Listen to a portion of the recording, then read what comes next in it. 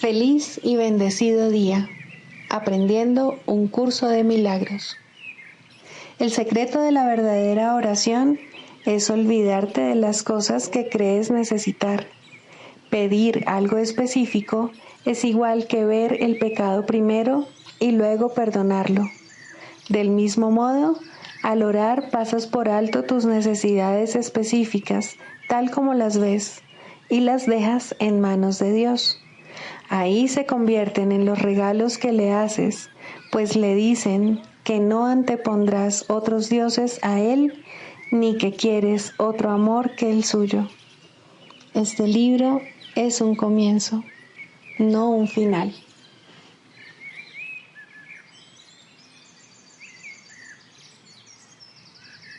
Del prefacio, ¿qué postula? Párrafo 12. El perdón es algo desconocido en el cielo, donde es inconcebible que se pudiese necesitar. En este mundo, no obstante, el perdón es una corrección necesaria para todos los errores que hemos cometido. Perdonar a otros es la única manera en que nosotros mismos podemos ser perdonados, ya que refleja la ley celestial, según la cual dar es lo mismo que recibir. El cielo es el estado natural de todos los hijos de Dios, tal como Él los creó. Esa es su realidad eternamente, la cual no ha cambiado porque nos hayamos olvidado de ella.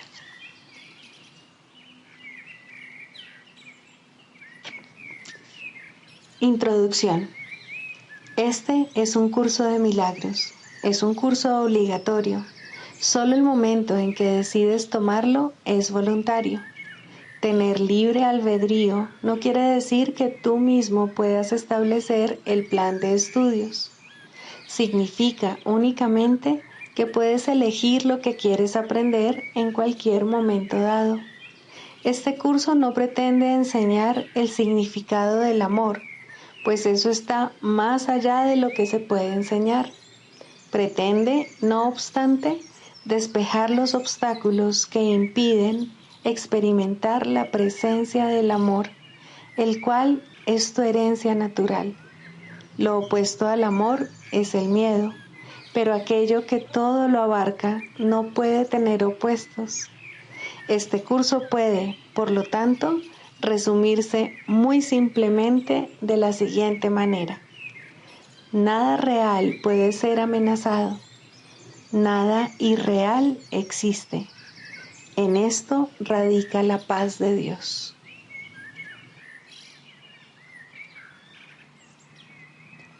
Capítulo 1. El significado de los milagros. Primero, principios de los milagros. Principio 26. Los milagros representan tu liberación del miedo. Expiar significa deshacer. Deshacer el miedo es un aspecto esencial del poder expiatorio de los milagros.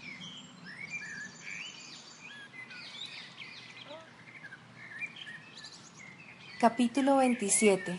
La curación del sueño. Sección 6. Los testigos del pecado. El dolor demuestra que el cuerpo no puede sino ser real. Es una voz estridente y ensordecedora, cuyos alaridos tratan de ahogar lo que el Espíritu Santo dice e impedir que sus palabras lleguen hasta tu conciencia. El dolor exige atención, quitándosela así al Espíritu Santo y centrándola en sí mismo. Su propósito es el mismo que el del placer, pues ambos son medios de otorgar realidad al cuerpo. Lo que comparte un mismo propósito es lo mismo. Esto es lo que estipula la ley que rige todo propósito, el cual une dentro de sí a todos aquellos que lo comparten. El placer y el dolor son igualmente ilusorios, ya que su propósito es inalcanzable. Por lo tanto, son medios que no llevan a ninguna parte, pues su objetivo no tiene sentido, y comparten la falta de sentido de que adolece su propósito. El pecado oscila entre el dolor y el placer y de nuevo al dolor, pues cualquiera de esos testigos es el mismo y solo tienen un mensaje.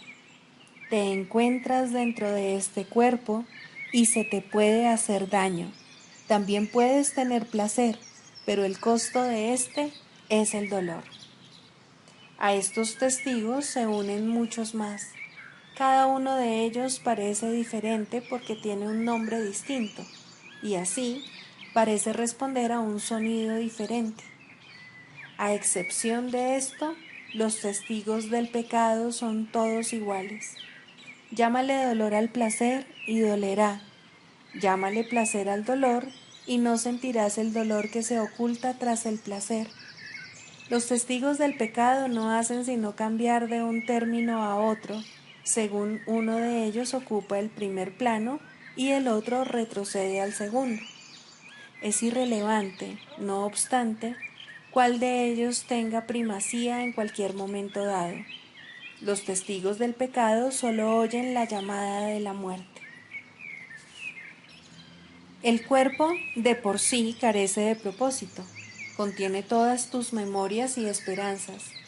Te vales de sus ojos para ver y de sus oídos para oír, y dejas que te diga lo que siente, mas él no lo sabe. Cuando invocas los testigos de su realidad, te repiten únicamente los términos que les proporcionaste para que él los usara. No puedes elegir cuál de entre ellos es real, pues cualquiera que elijas es igual que los demás. Lo único que puedes hacer es decidir llamarlo por un nombre o por otro, pero eso es todo. No puedes hacer que un testigo sea verdadero solo porque lo llames con el nombre de la verdad. La verdad se encuentra en él si lo que representa es la verdad. De lo contrario, miente, aunque lo invoques con el santo nombre de Dios mismo. El testigo de Dios no ve testigos contra el cuerpo. Tampoco presta atención a los testigos que con otros nombres hablan de manera diferente en favor de la realidad del cuerpo. Él sabe que no es real, pues nada podría contener lo que tú crees que el cuerpo contiene dentro de sí. El cuerpo no puede decirle a una parte de Dios cómo debe sentirse o cuál es su función. El Espíritu Santo, sin embargo, no puede sino amar aquello que tú tienes en gran estima, y por cada testigo de la muerte del cuerpo, Él te envía un testigo de la vida que tienes en aquel que no conoce la muerte. Cada milagro que Él trae es un testigo de la irrealidad del cuerpo. Él cura a éste de sus dolores y placeres por igual, pues todos los testigos del pecado son reemplazados por los suyos. El milagro no hace distinciones entre los nombres con los que se convocan a los testigos del pecado. Demuestra simplemente que lo que ellos representan no tiene efectos. Y puede demostrar esto porque sus propios efectos han venido a sustituirlos. Sea cual sea el término que hayas utilizado para referirte a tu sufrimiento, este ya no existe.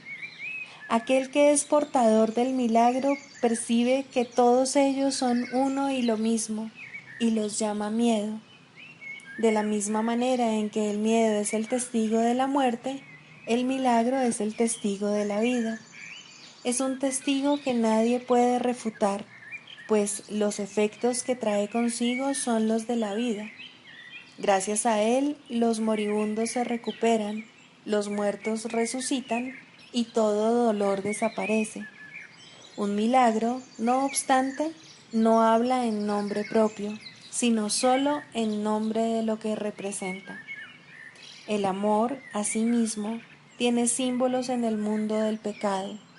El milagro perdona porque representa lo que yace más allá del perdón, lo cual es verdad. Cuán absurdo y demente es pensar que un milagro pueda estar limitado por las mismas leyes que vino exclusivamente a abolir. Las leyes del pecado tienen diferentes testigos y cada uno de ellos tiene diferentes puntos fuertes. Y estos testigos dan testimonio de diferentes clases de sufrimiento.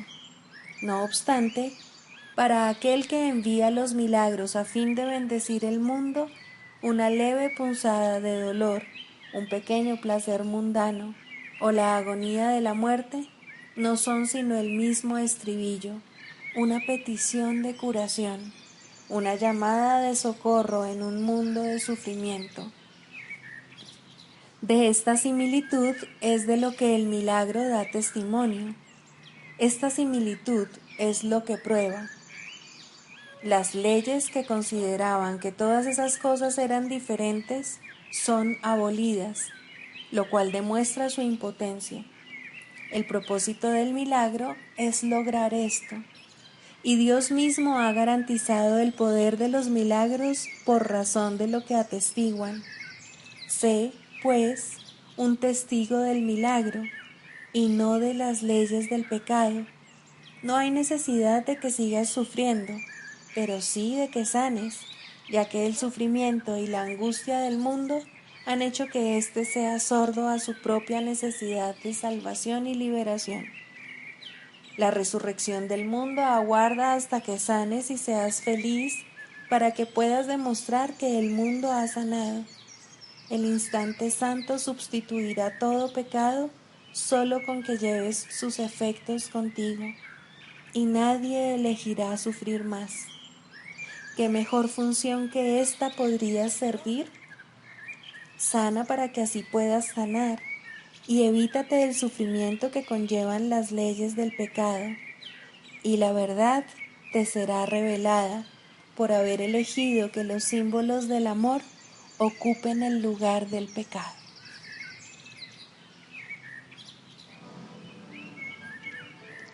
Libro de ejercicios, lección 144. Mi mente alberga solo lo que pienso con Dios.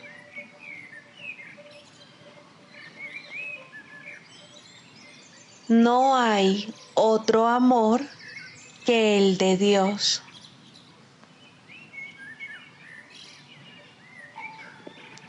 En el mundo que veo no hay nada que yo desee.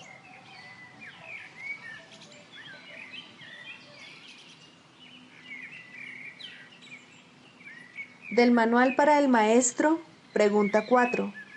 ¿Cuáles son las características de los maestros de Dios? 4. Mansedumbre. Para los maestros de Dios, el daño es algo imposible. No pueden infligirlo ni sufrirlo. El daño es el resultado de juzgar. Es el acto deshonesto que sigue a un pensamiento deshonesto. Es un veredicto de culpabilidad contra un hermano y por ende contra uno mismo. Representa el fin de la paz y la negación del aprendizaje. Demuestra la ausencia del plan de aprendizaje de Dios y el hecho de haber sido sustituido por la demencia. Todo maestro de Dios tiene que aprender, y bastante pronto en su proceso de formación, que hacer daño borra completamente su función de su conciencia. Hacer daño le confundirá y le hará abrigar sospechas y sentir ira y temor. Hará que le resulte imposible aprender las lecciones del Espíritu Santo. Tampoco podrá oír al Maestro de Dios, quien solo puede ser oído por aquellos que se dan cuenta de que hacer daño, de hecho, no lleva a ninguna parte y de que nada provechoso puede proceder de ello. Los maestros de Dios, por lo tanto, son completamente mansos. Necesitan la fuerza de la mansedumbre, pues gracias a ella, la función de la salvación se vuelve fácil. Para los que hacen daño, llevar a cabo dicha función es imposible. Pero para quienes el daño no tiene significado, la función de la salvación es sencillamente algo natural. ¿Qué otra elección sino esta tiene sentido para el que está en su sano juicio? ¿Quién, de percibir un camino que conduce al cielo, elegiría el infierno? ¿Y quién elegiría la debilidad que irremediablemente resulta de hacer daño cuando puede elegir la fuerza infalible, todo abarcante e ilimitada de la mansedumbre? El poder de los maestros de Dios radica en su mansedumbre, pues han entendido que los pensamientos de maldad no emanan del Hijo de Dios ni de su Creador. Por lo tanto, unen sus pensamientos a aquel que es su fuente, y así su voluntad, que siempre fue la de Dios, queda libre para ser como es.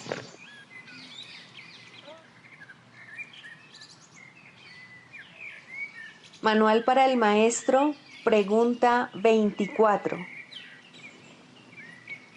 ¿Existe la reencarnación? En última instancia, la reencarnación es imposible. El pasado no existe ni el futuro tampoco, y la idea de nacer en un cuerpo, ya sea una o muchas veces, no tiene sentido. La reencarnación, por lo tanto, no puede ser verdad desde ningún punto de vista. Nuestra única pregunta debería ser, ¿es un concepto útil? Y eso depende, por supuesto, del uso que se le dé. Si se usa para reforzar el reconocimiento de la naturaleza eterna de la vida, es ciertamente útil. ¿Qué otra pregunta con respecto a la reencarnación podría ser útil para arrojar luz sobre el camino? Al igual que muchas otras creencias, esta puede usarse desacertadamente. En el mejor de los casos, el mal uso que se hace de ella da lugar a preocupaciones y tal vez a orgullo por el pasado. En el peor de los casos, provoca inercia en el presente. Y entre estos dos extremos, puede dar lugar a muchísimas insensateces.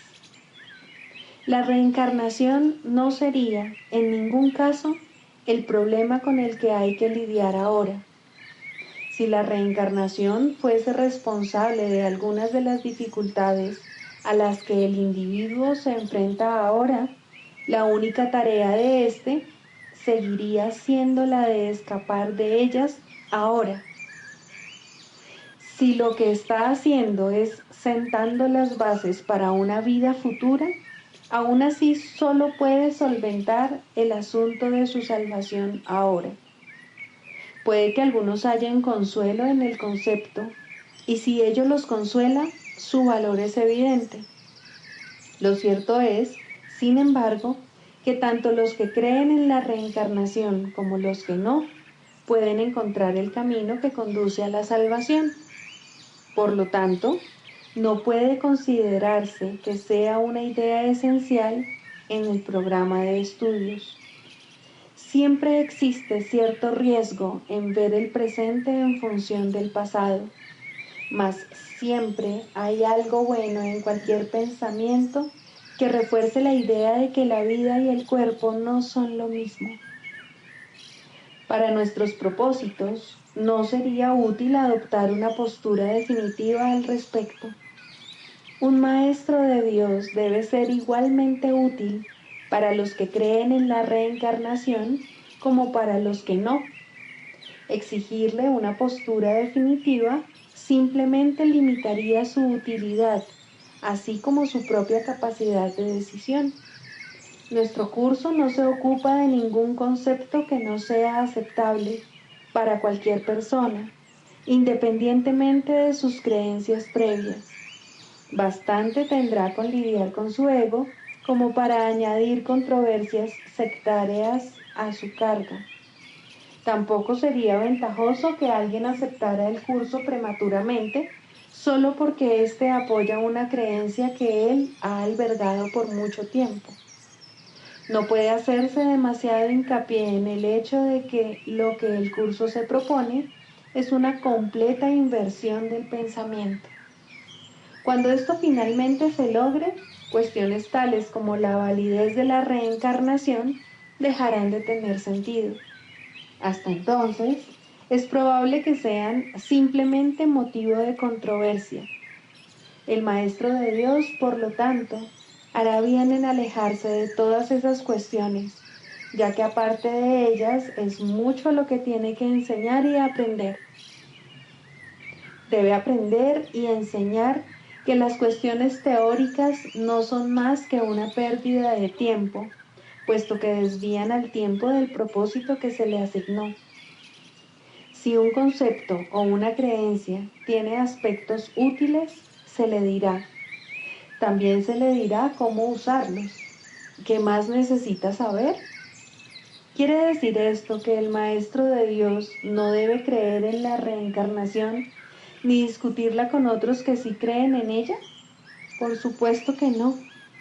Si él cree en la reencarnación, sería un error que renunciase a su creencia a menos que su maestro interno así se lo aconsejase. Y eso es muy poco probable. Es posible que se le indique que está haciendo un mal uso de la creencia, de tal manera que ello resulta perjudicial tanto para el progreso de su alumno como para el suyo propio. En ese caso, se le recomendaría una reinterpretación, puesto que ésta sería necesaria. Lo único que se tiene que reconocer, no obstante, es que el nacimiento no fue el principio y que la muerte no es el final. Mas ni siquiera esto se requiere del principiante. Él solo necesita aceptar la idea de que lo que sabe no es necesariamente todo lo que es posible aprender. Su jornada habrá comenzado. El énfasis de este curso es siempre el mismo. En este momento es cuando se te ofrece total salvación y en este momento es cuando puedes aceptarlo. Esa sigue siendo tu única responsabilidad. La expiación se puede equiparar a la escapatoria total del pasado o a la total falta de interés por el futuro. El cielo está aquí, no existe ningún otro lugar. El cielo es ahora, no existe ningún otro tiempo. Los maestros de Dios no se interesan por ninguna otra enseñanza que no conduzca a esto.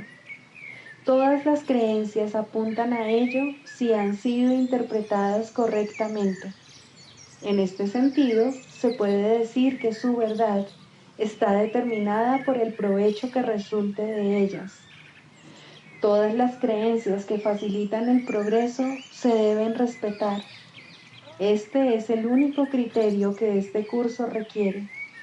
No se requiere nada más.